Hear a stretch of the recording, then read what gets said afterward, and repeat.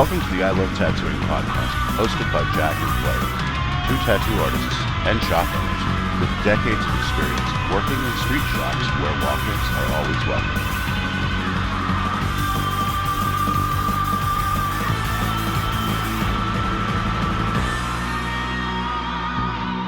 Okay, so today Jack and I are going to discuss, in the vein of apprenticeships, who is qualified to have an apprentice.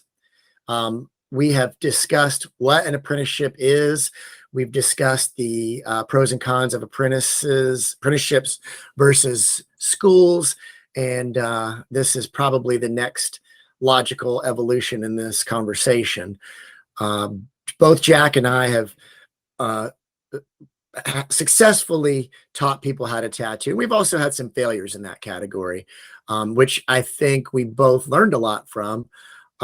There's a lot of opinions on this subject, and there's a lot of stuff that I've recently read on social media about what it takes to have an apprentice, to be a mentor, and the expectations, and none of the comments that I've seen match the other comments. So the opinions are just wildly all over the place.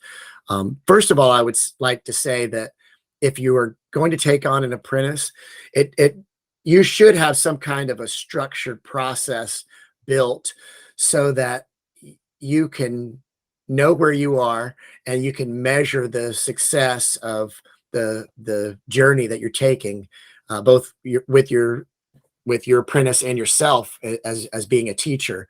It has to be something that you want to do. Don't do it because somebody talked you into it, and don't talk an apprentice into learning, because it needs to. I've seen that happen before. It needs to be a mutually agreed upon endeavor for all involved in order to really be successful at it.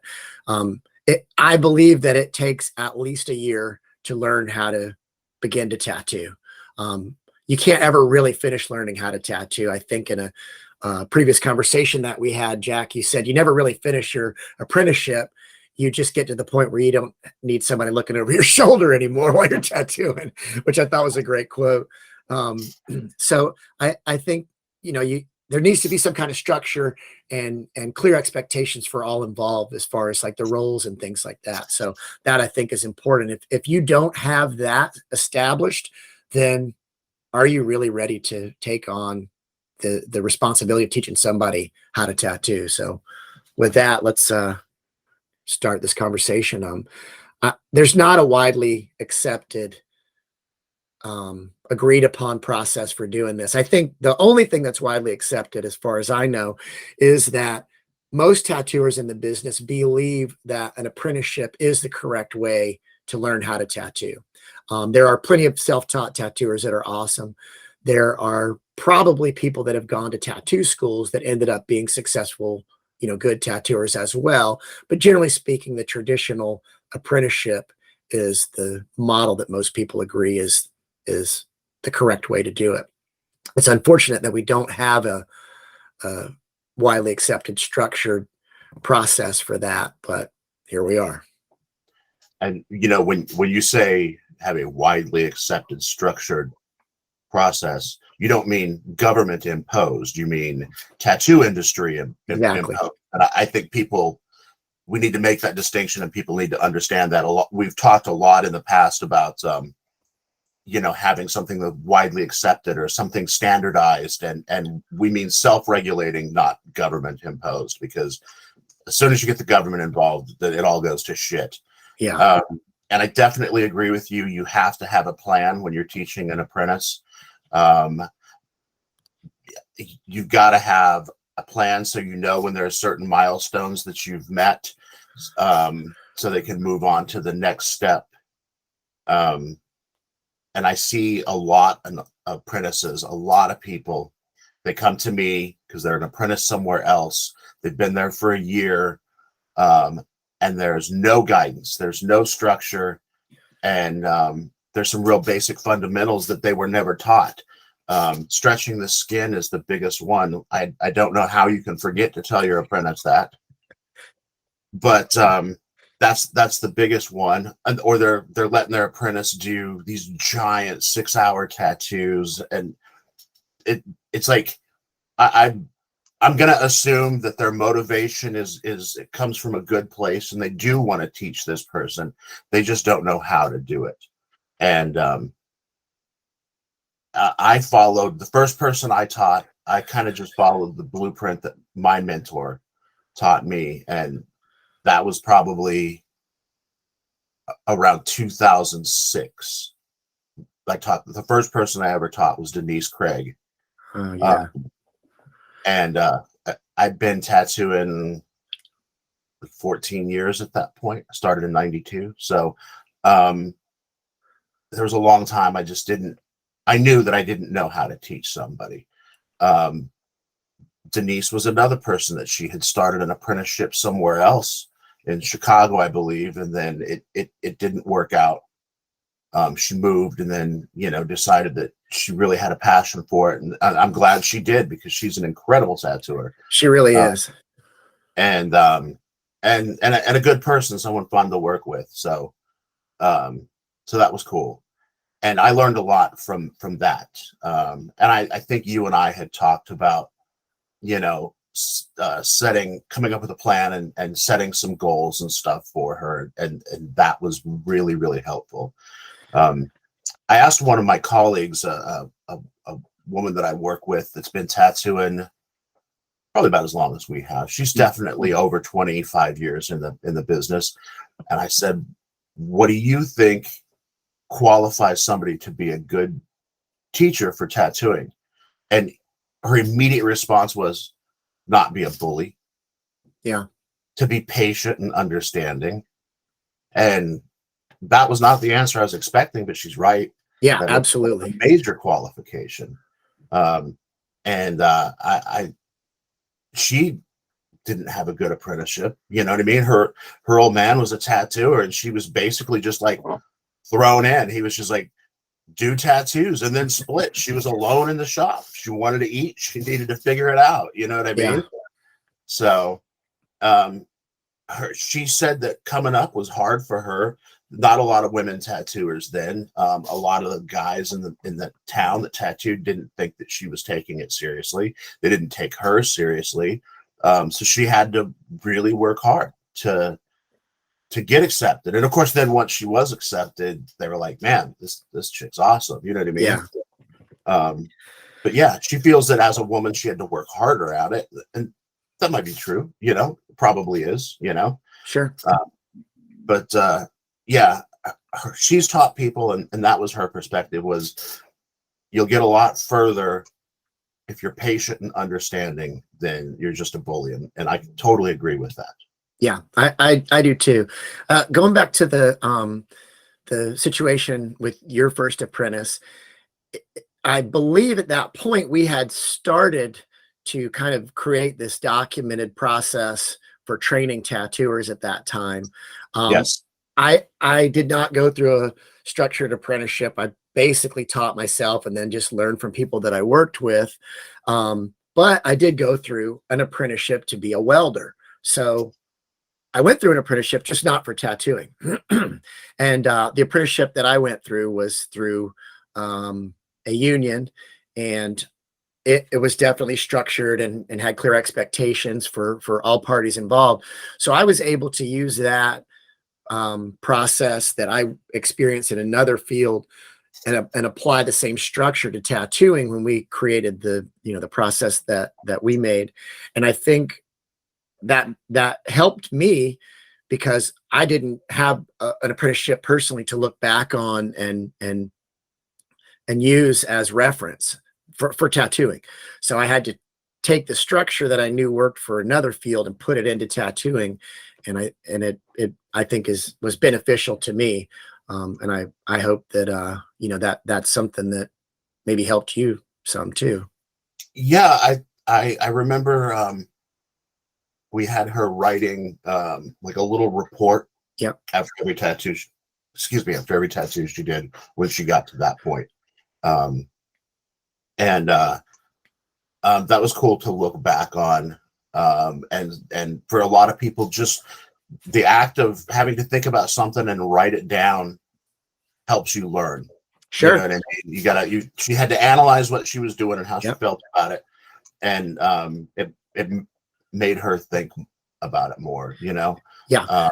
If I remember correctly, those little reports that we created had a critique section as well for Right. another artist to look at and to give some feedback, like, hey, you know, the lines aren't that strong here, or the shading's not good in this spot. Like you didn't stretch your skin properly or hold your hand at the right angle or whatever. I think that's an important aspect, to have feedback and document it so that you can look back at it when you have a problem, when you're learning, and know that, you know, this is the problem you had before and this is how you overcame it, instead of the way I learned, by trial and error, just like butchering the shit out of people and seeing the tattoo heal and going, that didn't work, I need to figure this out. You know, it's unfortunate, but that's the way I did it. Yeah. Well, there's a lot of people who come from that. I know a couple of guys that tattooed out of their house a little bit, and when they were good enough to get a job at a pretty bad place, they went and did that, and then were able to learn there, because even though it was a shitty shop, that some staff had some basic knowledge here and there, and were able to put some stuff together, and that's how they did it. You know, was that back in the day when you had to work at a shop to even be able to order supplies? I'm not sure. I don't think so. That used to be a thing. I mean, it is to some degree still. For a lot of the reputable suppliers won't sell to you unless you either have a license or work in a licensed shop. But I mean, shit, you can order anything on Amazon now and they'll send it right to your house. They don't care. Oh yeah. There's tons of crap on Amazon and everywhere. Some companies were real hard to get supplies from, and other, like Spalding didn't ever really give a shit. You know what I mean? No. But like National was difficult, you know. Oh yeah. Or Lucky. The first time I ordered from Lucky's, I had to send them a copy of a business license. I'd never had to do that before, you know. Which that's a problem in places that didn't have tattoo licenses, you know. Yeah, they a business license was good enough, like our city license for the shop or whatever. But yeah, I don't know. I guess that's bad. That's gatekeeping, right? I don't know. I mean, there's tons of opinions on that at this point. I think as far as supplies go, there's so many suppliers that will sell to anybody. Like, I don't see what the point of trying to pretend that you're not selling to licensed people is. There was one supplier, if I'm not mistaken, that had two storefronts. One was for professionals and one was for anybody, and it was literally the same stuff. It's like anyway, we're getting on a little side topic here. Man, we've got 3 guys I can think of in Orlando with a van that drive around selling supplies. Yeah. I mean, they're going to tattoo shops. They're not going to people's houses. Maybe those guys are the legit suppliers, if you think about it, you know? That's true. Yeah, the one guy's other job is a pizza delivery driver. Bring you a pizza and some needles, whatever you need. I tell him that every time. I'm like, why didn't you bring us a pizza? So I think there's a lot of opinions on who's qualified to train somebody to tattoo. I've heard anything from you have to be tattooing 10 years to 15 years or more. And I don't think that there's an arbitrary number that automatically magically qualifies you to teach somebody. I think some people are good at teaching. Some people are motivated. Some people are great communicators. Some people are patient, nurturing types that can guide somebody without abusing them. And I think those are the kind of things that are way more important than how long you've been in the industry. That being said, I will say that if you know you're in your first 3 to 5 years of tattooing, I probably don't think you should have an apprentice. Now, there probably are exceptions after 5 years. But again, there has to be a lot of things, in my opinion, that line up. You know, like, are you able to teach somebody? Like, do you have the communication skills and the patience and the knowledge to pass on to somebody? And I saw on a social media post where somebody said, "Hey, I'm thinking about taking on an apprentice. What do you guys do when you train somebody? How do you do it?" And all this. And a lot of the comments, which were all over the place too, a lot of the comments said, if you're asking these questions, you're probably not ready to have an apprentice. Now, that may or may not be true. This person may have already answered these questions for themselves, and they want to compare what other people are doing. And since there's not a formal, structured, approved, you know, generally approved process, how do you even know if what you're doing is consistent with other people? So I think it's fair to have these conversations. And I think there's a lot of people that really just get passionate about the subject. And you know, there's too many people in tattoos and all this. Some of the comments that I read were even like, broken hands can't tattoo, and I was just like, oh, that guy's probably not a good candidate to train somebody to tattoo. Good, you know? catchphrase. If you don't know, I'm not going to tell you isn't an answer. It's a fucking cop out. You know what I mean? Well, it's an opinion. It's like you know, people are afraid of competition, first of all. And I get that, you know, less competition, the easier it is for you to make money. That's just being lazy, man. If you have good competition, that means you got to compete. And that means you got to do a better job, and you got to analyze what you're doing and improve your process. So I think transparency is the best answer for that. Well, and you know, that's something that you need to teach your apprentice. There's a lot of things beside the technical and artistic aspect of tattooing that need to be taught. And that's one of the things. There's a lot of myths in tattooing, and there's too many tattooers is one of them. From the beginning, your apprentice needs to understand that they're always going to have to strive to be a step above the next guy. And if you can't accomplish that with your artistic ability, then you need to be able to accomplish that in other ways, because tattooing is an experience. And the end of that experience is something, a reminder of it that you carry with you for the rest of your life. And you want that to be a great memory, you know? And that needs to be instilled in your apprentice. So if you're going to be a tattooer, you know, we've established you've got to be patient and understanding. You can't be a fucking bully. You have to have a good grasp of the technical end of tattooing. What makes a good tattoo? You know, is it going to hold up good over time? And I've been tattooing long enough to where I see like these cycles, this stuff, this garbage that just keeps repeating itself. And all these young people start out doing something stupid, tattoos with no outline, you know, and they're doing the whole tattoo. There's no outline, there's no black. And then, you know, 5 or 6 years, that'll go away because they all realize, whoa, if they were right, this doesn't work. And there's exceptions to every rule. Like if you have a high contrast background, you can pull it off. But but I think that goes back to if you haven't been tattooing over, say, 5 years, like just to use an arbitrary number, you're not seeing your tattoos come back healed and seeing them age. So you need to have that perspective in order to really understand what it takes to put a tattoo on that's going to last forever and make your customer happy forever, and not just look good for your Instagram post.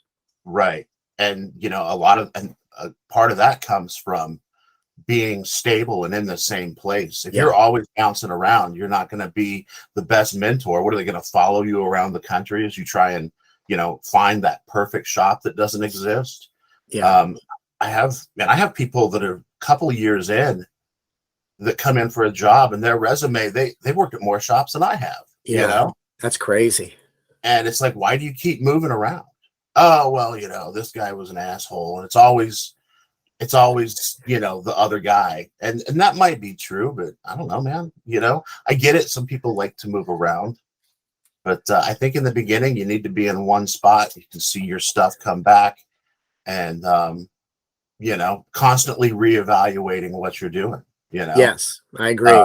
Especially if you ever want to take on an apprentice, you really need to have the experience of seeing your tattoos come back and Yeah, age and understand how they aged and things like that. absolutely. There's a lot of aspects to tattooing that aren't considered when people decide to take on an apprentice, because there's too many people that want to just have a free helper around the shop, a slave, more or less, like take out the trash, sweep up, clean up. Like nobody wants to do those jobs, but somebody that wants to learn how to tattoo will suffer through that shit so they can get a chance. And if you're stringing somebody along, then man, that's bad. That's not the way to do it. Yeah, well, back before everything was disposable and cartridges, everybody hated scrubbing tubes. You didn't want to scrub your tubes because it's just whatever. It's a pain in the ass. Yeah. So, we'll get an apprentice. He'll clean all of our shit. Yeah. Well, that's cool, but now you actually have to teach this person. If they're going to work for something, you owe it to them to do that. So I actually worked with a dude that found scrubbing tubes very cathartic. That was like how he wound down. He was the owner of the shop, and you'd come in one morning and he had scrubbed everybody in the 5 different artists' stuff, scrubbed them, bagged them. They were waiting for you to go in the autoclave. You'd be like, I can see that. I actually don't mind that. You scrubbed tubes for me once, and I was like, "What's going on, dude? What?" I don't mind that. Yeah, It's part of the job, man. I love all aspects of tattooing. Okay. I love cleaning up after myself, helping out around the shop, selling tattoos. That's another thing. I'll sell tattoos for other people too. I don't care. I love it. Sure. That's part of the job, man. I'm not the guy that's like, well, I'm going to do what I do and you do what you do. No, man, it's a team. I want to be a part of that. And I think the same thing goes. If you're going to train somebody to tattoo, you need to train them on all aspects and show them how you can get something out of every part of it. Even the parts you don't like. I don't like cleaning the toilet, but you know what? I like having a clean bathroom for my customers and myself. Sure. Yeah. So, because the customers, they're going to judge you and the shop and everything off of that. You know what I mean? You go to some place and the bathroom's disgusting. Like, there's a grocery store I went into and the bathroom was bad. I was like, ew, if the fucking bathroom is this awful, I don't want to know what the area where they're, packaging the meat looks like. I didn't buy anything.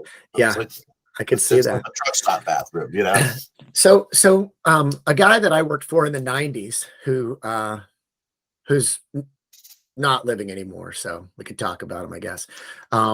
Jim Harris, he owned Artistic Armor in Tampa, and it was a great shop. It was like the shop to work at. They had good artists, multiple locations. Like they hosted the tattoo convention in town in Tampa back in the 90s. And it was, that was the goal. So I got into that shop.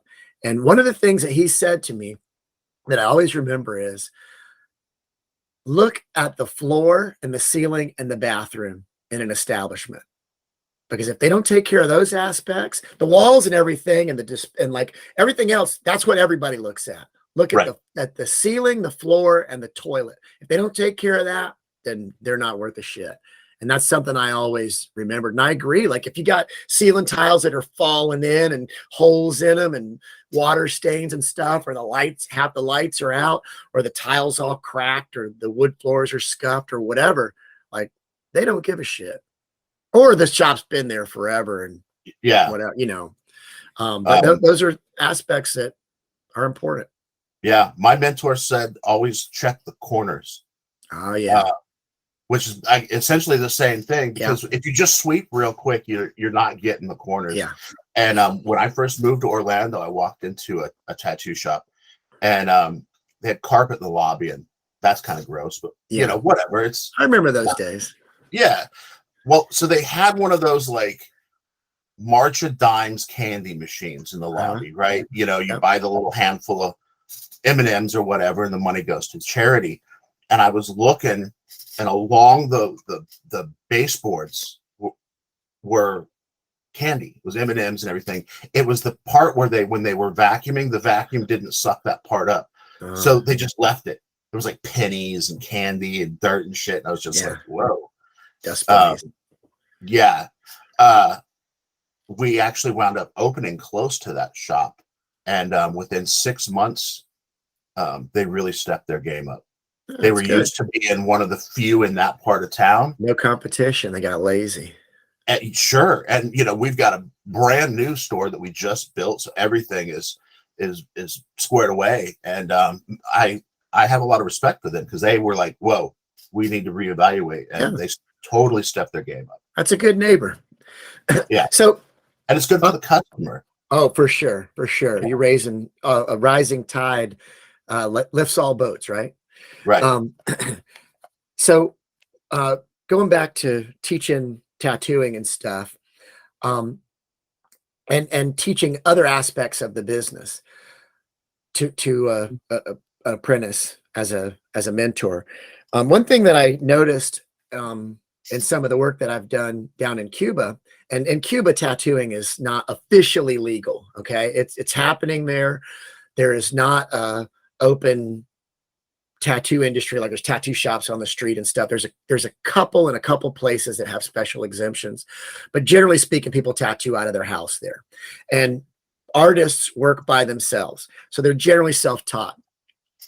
And I'm seeing some of the work that these guys are doing. It's just absolutely amazing. So they're have access to some kind of information to see some kind of standards that they can work towards, as far as internet pictures or Instagram or whatever. So we got some of these guys together in Cuba and asked them what some of their concerns were. And obviously getting supplies is difficult there because of the embargo and the government not sanctioning that work. So we discussed some things to deal with that. And another issue that they said was that there's no communication between the artists there. It's so isolated and fragmented. Nobody trusts each other because what they're doing is already illegal. Okay. It's sort of like being in prison and you got a bunch of guys that tattoo in the cell block and they can't really talk to each other because one of them could snitch on the other one and get them in trouble because, Cuba's kind of a prison. So one of the things that we tried to instill in these guys is to communicate with each other and work together and cooperate. And I think that if you're wanting to teach somebody to tattoo, that's an important aspect to teach them, because if they have a good attitude about it and they're helping other artists and improving the guys that they're working with and things like that, it's going to make them better off. If you teach somebody to be suspicious of other people and not trust them and things like that and not share any information, then they're just going to live in a bubble and they're not going to be able to progress as much as somebody that's behaving otherwise. So Yeah. I think that's something that's important, that should be addressed, Yeah. and acknowledged. I've heard of a couple of shops. There was a place in the 90s and their staff weren't allowed to associate with people from other shops. Yeah. They weren't allowed to go get tattooed at other shops. And it's because they didn't want their staff to know what else was out there. The guy was a carny and they're treating people like shit. And they didn't want them to realize it. And recently I heard about a place that was in Orlando, they're gone now, that was like that. I'm like, man, that's crazy. It is. You definitely should go meet other tattooers and talk to other tattooers and compare knowledge. Tattooing has traditionally been such a secretive business. You know what I mean? You didn't want to tell anybody anything. And it's a lot different. And in a lot of ways that benefits young tattooers. And I always wanted to hang out and associate with other tattooers because I just loved tattooing so much. It was so rad. And my mentor was, I wasn't not allowed to, but he viewed other tattooers as the enemy. Sure. They were the competition trying to take money out of his pocket. Yep. And it was frowned upon. Yeah. Who else is going to understand you but somebody else, that's in the same business, and tattooing, that's more true in tattooing than anything else. You know what I mean? It is a lifestyle. It is very unique. And so I encourage that. I think that's a good mentor that's going to encourage, your apprentice to talk to other people too. You know what I mean? Yeah. I actually heard one guy tell another guy, hey, stop that. That's my apprentice. It's like, dude, anything this kid learns, as long as it's the right information, is going to benefit him. Don't Yeah. get all weird and territorial. You know Possessive. what I mean? Yeah, that was weird. I was like, that you need to fucking stop that now. Yeah. A major thing that is overlooked a lot with apprentices, and something that as a mentor you need to have a grasp of and be able to teach them. And I overlooked this for a long time too. Is the financial end of tattooing, and being responsible with your money. Yeah. If you life is real different when you're a 1099 independent contractor. You're responsible for your own taxes. Yep. I've seen a lot of young tattooers at the end of the year are just fucked because they never saved any money. Nobody told them they needed to save, and now they got a tax bill due, and they're gonna have to start making payments on it. Yeah. And saving for next year. Yep. Yeah. So they need to save money and receipts. Yes. And you know, we have a slow season, so you've got to be ready for that too. They all go buy new toys during tax season. Of course. And then September rolls around, and they're selling those, you know, fancy guitars and whatever else they fucking bought. Yeah. Putting it in the pawn shop, you know. But yeah, understanding how the business works, how money works, what it means to be 1099 versus employee. And I'm not saying, you know, any of us are qualified to give tax advice, but just, you know, it's always a good idea to tell somebody to save money. And that's a huge downfall of the tattoo schools. I've had people come out of the tattoo school and have no idea how it works, or even that it's a fucking commission only job. Do they expect to get paid hourly? Salary? What? Yes. There's a big company that is well known, and they're in every mall in America for doing ear piercing. Yeah.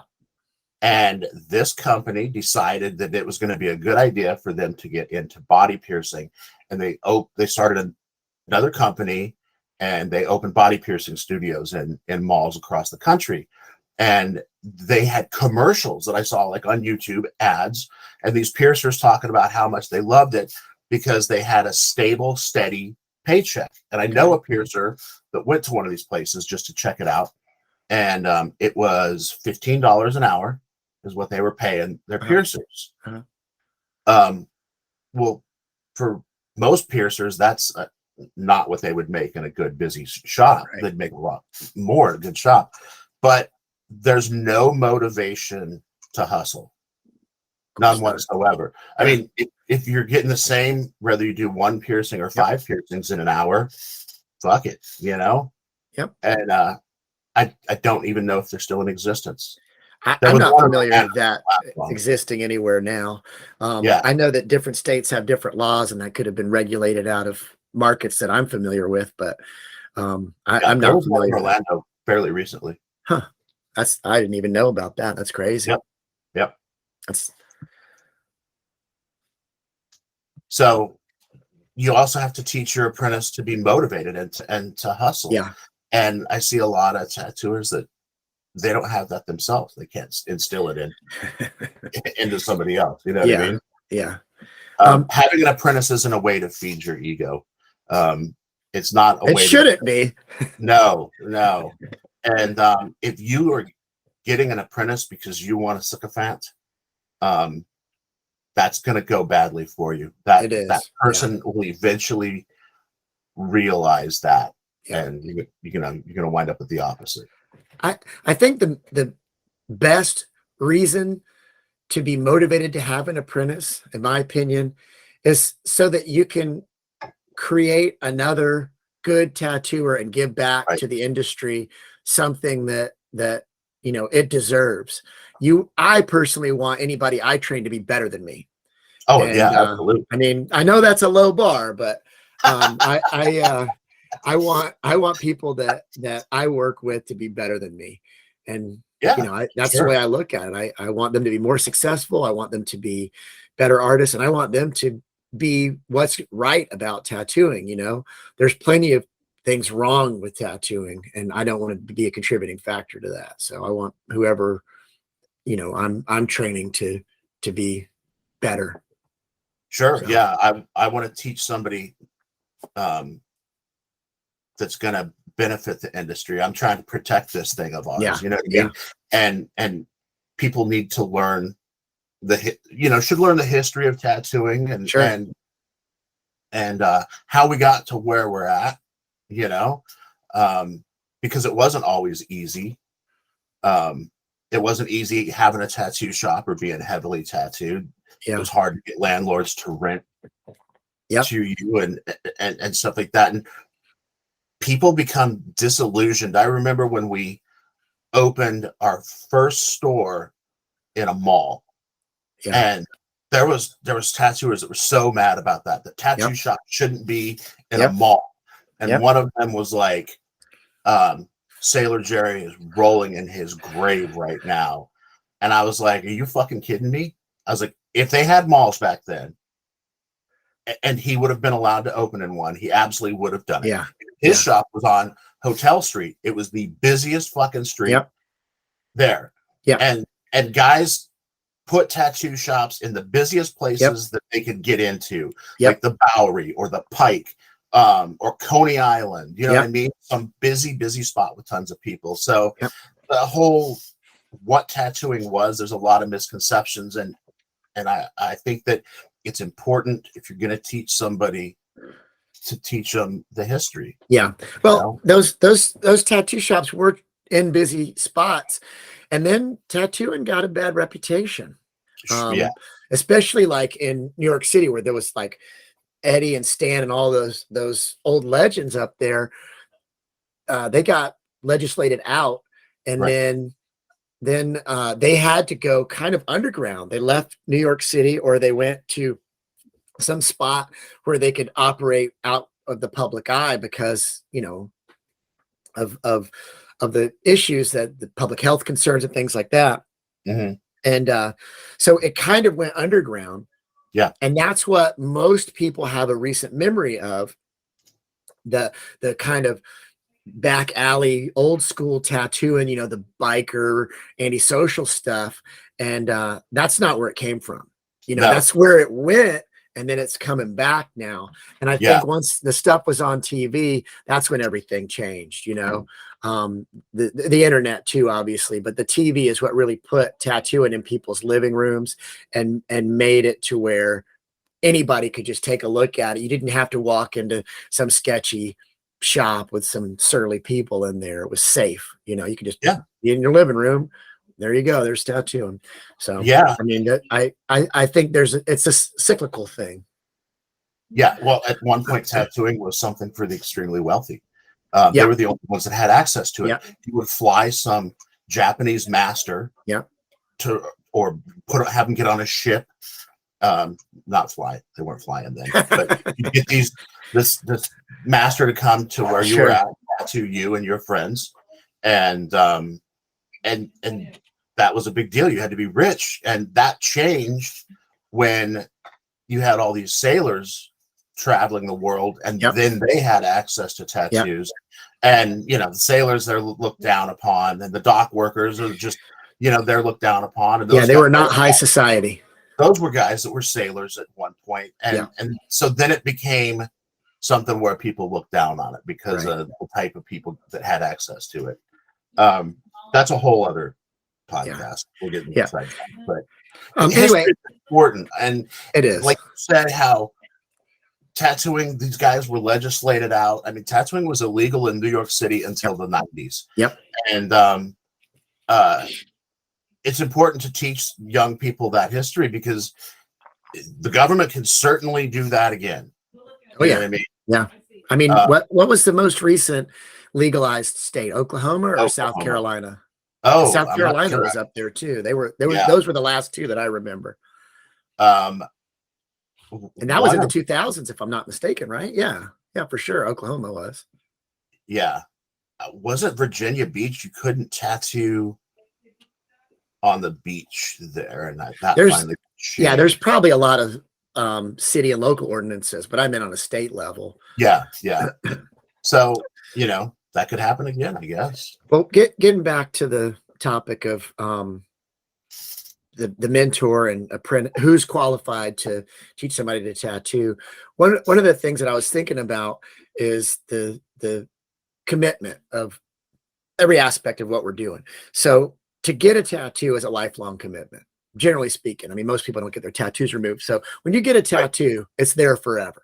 That's a big deal. And that's something that keeps a lot of people from doing it. And that's fine. You know, like people are saying, oh, I want a tattoo, but I don't know if I want that forever. Like, well, then you probably don't, you know, Right. It it's ain't fine. for everybody. So getting a tattoo is a lifelong commitment. Then becoming a tattooer, that's really a lifelong commitment too. I mean, you're never going to finish learning about tattooing. As soon as you get one aspect of it, you know, under control, not master, but you know, you're like, I feel confident in this aspect. You learn another part of the business, another aspect of the process. And then you're like, man, I got to start all over. I don't know what I'm doing anymore. So that's another big commitment. And then the next step is you're going to teach somebody what you know. And that's a huge commitment because you have to be confident in what you're doing and understand what you don't know too, right? Because Sure. Yeah. I mean, there's certain aspects of tattooing that I can't teach somebody. I could teach them how to learn it, maybe. Like, Right. hey, I can't tattoo like that, but I can tattoo, and this is what I know. You can apply this and figure that part out for yourself. I mean, it goes back to the quote you said, that I guess you made up. It says you never really finish your apprenticeship. You just get to the point where you don't have to have somebody over your shoulder. Right. And, I mean, that's part of being being qualified to teach somebody to tattoo is understanding where you're at and everything. So yeah, for sure. You can't be, there's a lot of people that are really full of themselves. I mean, I think all tattooers to a certain extent are. You've gotta come off as confident in your customers. So I guess we're by nature kind of cocky, but you need to understand, like you said, where you're at and the limits of your abilities. And so you can properly teach somebody. You're gonna have to kind of there's gonna be some self-reflection. And you know, are you comfortable with all aspects or of tattooing? And I'm not saying can you do portraits or can you do this or that. Like, that's not important. You should be competent and you should be able to articulate what it is you're doing and why you're doing it, and recognize what is causing mistakes. Like, I can look at something and be like, yeah, you weren't stretching the skin enough. Yeah. You know what I mean? I can tell exactly. I can tell you need, or look at it and be like, you need to slow down when you're packing color or whatever. And if you can't look at a tattoo and see what's causing those mistakes, you're not there yet, you know? And it is a huge responsibility. It is a major commitment. Like you said, it takes a lot of time and effort. Do you have the time to teach somebody? Are you always traveling? Are you always doing conventions? Another thing is your apprentice is going to have to start doing some tattoos. Do you have enough business in your shop for them to tattoo, to learn? And I could probably catch some heat over this, but I think if you're a one-man operation with a private studio that doesn't have walk-ins, it's going to be really difficult for your apprentice. You know, they better have a lot of friends. And even then, once they're at a point where they can start charging people, is there going to be enough business at your private studio for them to get walk-ins? Because you've got to be continually tattooing so you can progress. Yeah. So I think those are big things to consider if you're going to teach somebody. So I don't know, Jack, what else you think there is to discuss on this?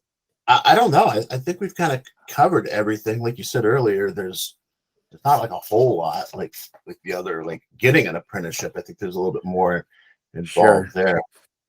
But you know, I think it's important to be selective. If you're going to take on an apprentice, like, make sure it's a good person. You know what I mean? Like, Sure. we don't need another fucking shitbag in tattooing. We No. don't need, somebody that's going to be creepy with the opposite sex or Right. anything like that. Like, be selective. This Yeah. ain't for everybody. And some people have no business interacting with the general public. So, I just thought of something. Tell me about a failure that you've had with an apprentice, something that didn't work out. If you can think of something. I know that I've learned that making everything crystal clear and all expectations and obligations understood before executing the agreement is important. I've heard a lot of people say, well, I trained this person and they're supposed to work here for a year and they got another job offer making more money or whatever, so they're leaving.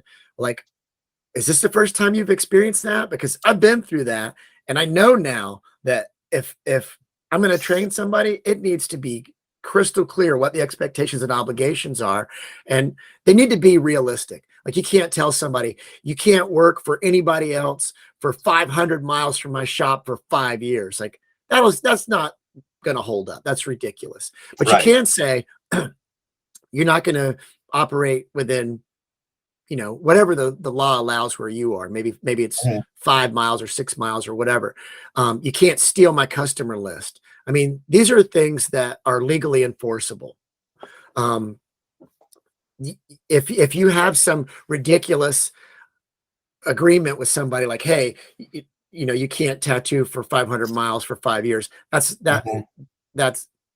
you're not being reasonable. That's not going to work. So that's people need to be realistic. Yeah, I have had once or twice, and I've learned that if I even have like the slightest little bit of a feeling that this person's not going to make it, they're probably not. Yeah. I have had people leave because they didn't realize how hard it was going to be.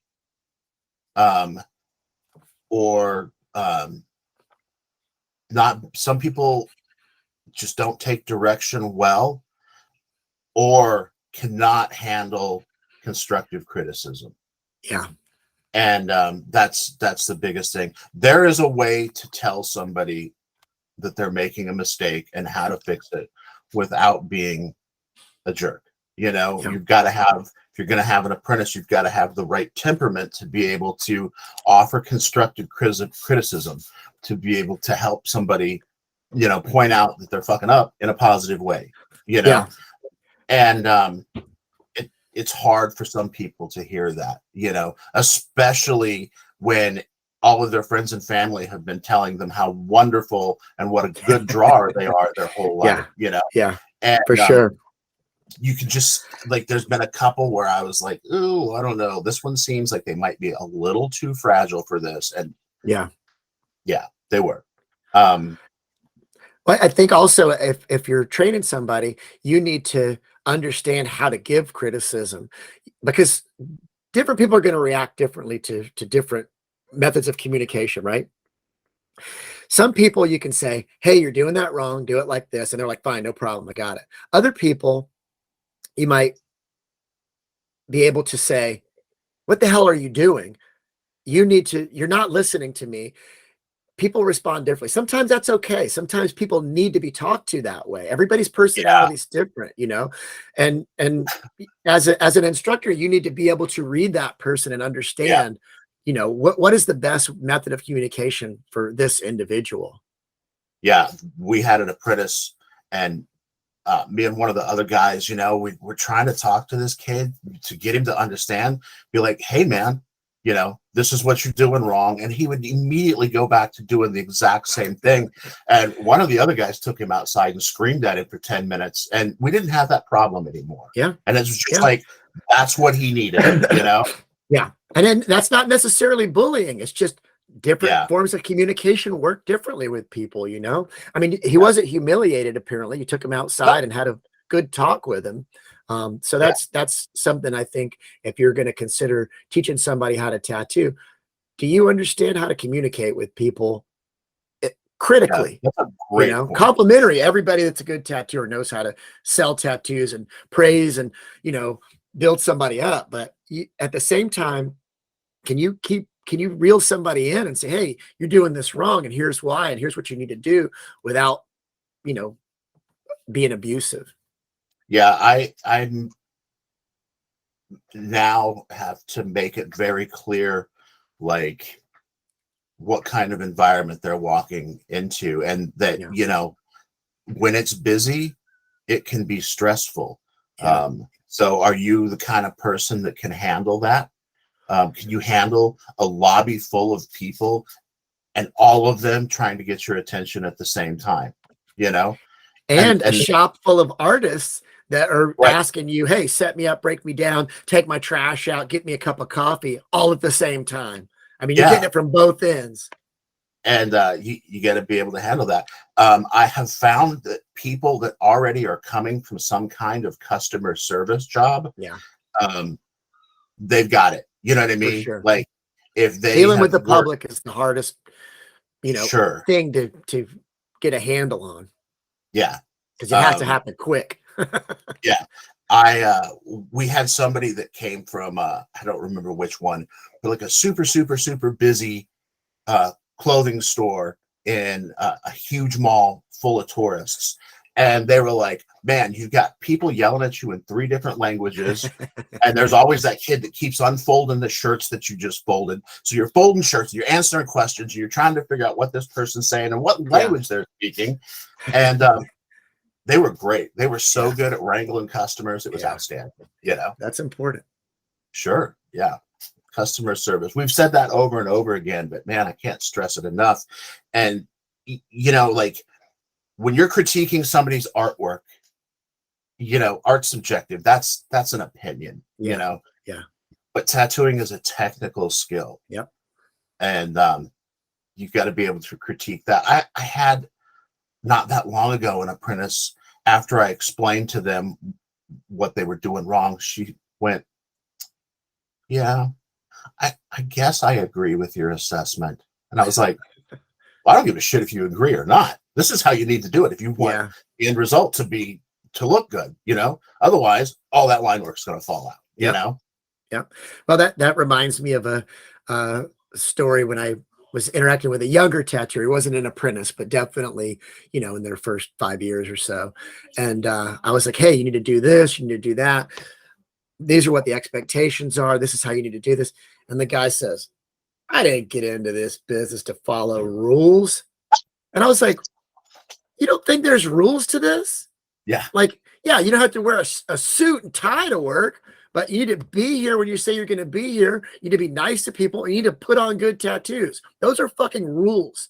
Yeah. Like, people have crazy ideas about what they think tattooing is. Like, art is subjective. Tattooing is a technical skill that is not subjective. If you're not putting lines in correctly, applying the shading and color correctly, that can be objectively pointed out. I didn't get into tattooing to blank. I've heard them all. It's amazing. I didn't get into this so I'd have to punch a clock. It's like, dude, I'm just telling you not to show up an hour late. Yeah. But, I'm not asking you. There's a customer waiting for you. Yeah. You said you would be here. Yeah. I'm awful about being on time. I'm certainly not going to rip into somebody for being 15 minutes late. But when your customer's been waiting an hour, like, that's not acceptable.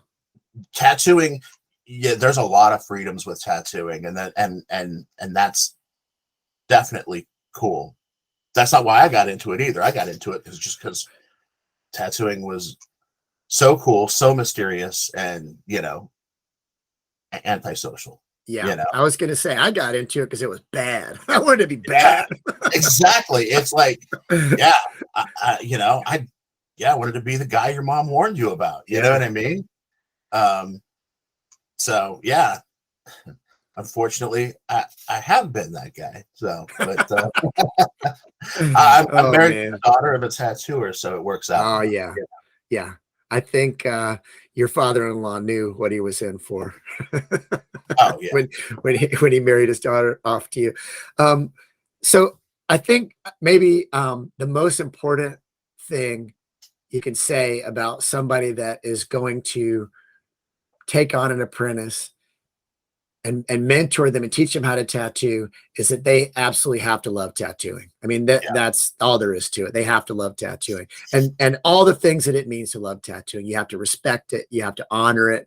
You have to protect it, and you have to want what's best for it. I mean, that's what we're talking about here. So, yeah, for sure. It's hard. And you've got to put in the work, you know what I mean? And that's what makes it so rewarding. And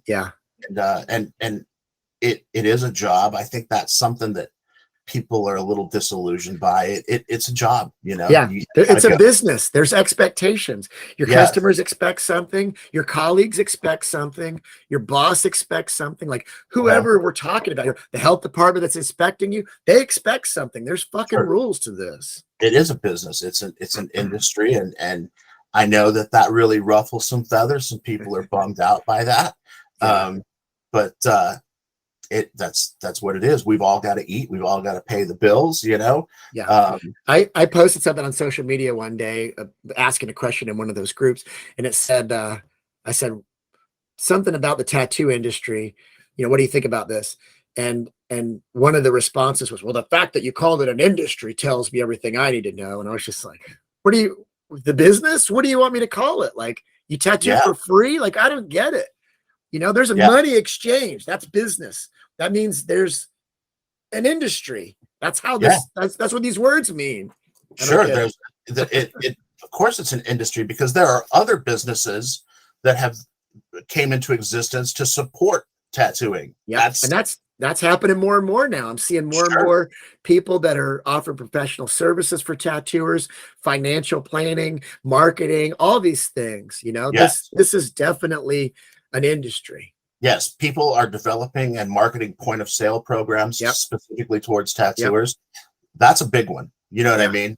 Because those are people outside of our industry. The stuff that I mentioned before are generally tattooers that figured out a little thing. Hey, I'm good at saving money and making money and investing, so I'm going to teach other tattooers how to do this, which I think is great. I mean, that's a great way to give back to tattooing. I support that. I agree. I do fully support that. I think that a lot of tattooers need to learn that. I was shocked during COVID to find out how many tattooers I knew that weren't paying taxes, hadn't been paying taxes.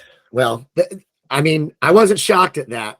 I was saddened by the fact that those individuals had to suffer a lot more than people that didn't, you know, choose to take that route.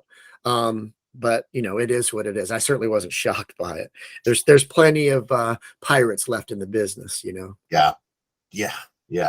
But that goes to you know, those people, their mentor didn't explain to them some things about the business, you know. And I've been guilty of that in the past too, not making sure somebody understands that.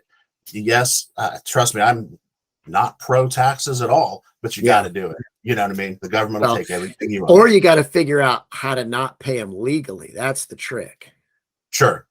And there's definite, you know, ways to pay less, you know. If you're a 1099 you know, contractor, then there's a lot of options to pay less in taxes, and you should be taking advantage of all of them. But you need to educate yourself on that. But you know, that's part of being a good mentor. If you're going to take an apprentice on, you've got to be prepared to help them with all of this. You know what I mean? Don't set them up for failure. You want the person you train to be your legacy. Yeah, for sure. And that's important. It's like having a child. Yeah. Awesome. Well, I think we've covered everything at this point. So, all right, man. Nice talking to you. I'll see you soon. All right, man. Thank you. That's it for this episode of I Love Tattooing. Sure hope you enjoyed it. Please check out our website, ilovetattooing.com, and leave us a comment or send us a suggestion. If there's a topic you'd like to hear us discuss or you want to give us some feedback, let us know. We'd love to hear from you. Thanks for listening. See you next time.